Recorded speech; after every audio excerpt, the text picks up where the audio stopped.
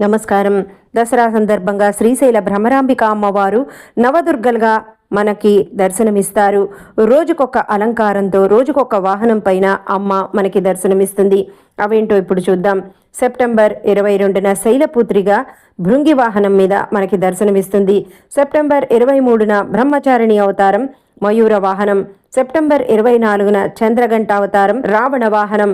September 25న Kushmanda Durga అవతారం కైలాస వాహనం. September 26న Skandamata అవతారం శేషవాహనం. సెప్టెంబర్ 27న కాత్యాయని అవతారం హంసవాహనం. సెప్టెంబర్ 28న కాళరాత్రి అవతారం గజవాహనం. సెప్టెంబర్ 29న మహాగౌరి అవతారం నందివాహనం. సెప్టెంబర్ 30న సిద్ధదాత్రి అవతారం కైలాస వాహనం. అక్టోబర్ 1వ తారీఖు రాజరాజేశ్వరి అవతారం అశ్వవాహనం. అక్టోబర్ 2న భ్రమరాంబిక అమ్మవారి అవతారం నిజాలంకారం, అది నంది వాహనం మీద అమ్మ ఊరేగుతారు. శ్రీ మాత్రే నమః.